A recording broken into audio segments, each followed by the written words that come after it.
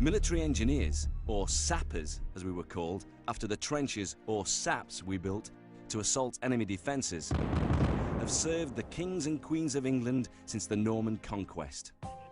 We predate the British Army itself by almost 600 years. Our founding father was Bishop Gundulph, who built the White Tower inside the Tower of London.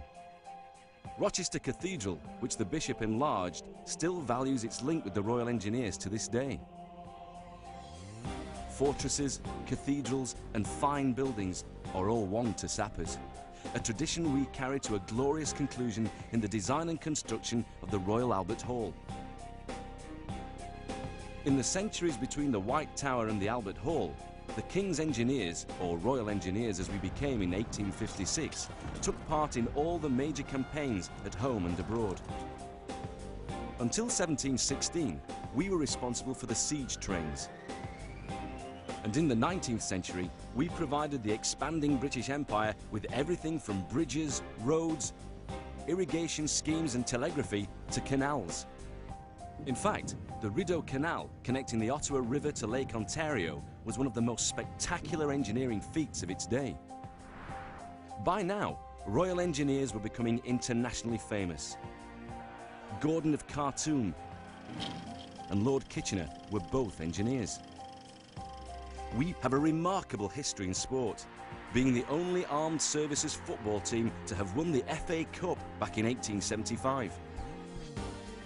It's difficult to think of any aspect of the technology for war, from observation balloons to the defense of harbours by guided torpedoes, that we haven't had a hand in. In the 20th century, we pioneered powered flight. The Air Battalion, the Royal Engineers, became the Royal Flying Corps, and then the RAF. We even contributed to the development of the tank.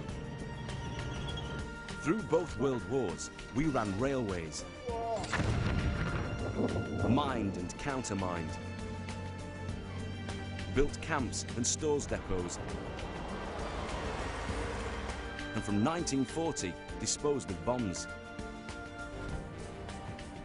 Perhaps our greatest achievement, though, was the construction and operation of the massive Mulberry Harbour in support of the invasion of Normandy. The post-World War campaigns and their infrastructure demands have kept the Corps constantly busy.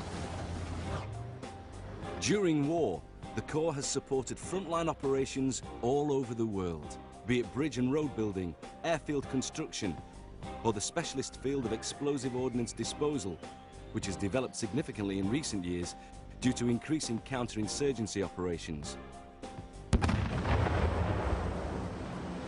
The Corps' intimate support of frontline troops maintains its high profile, consistent with its distinguished history, its fighting traditions, and its dedication to the delivery of technical excellence in the most demanding circumstances.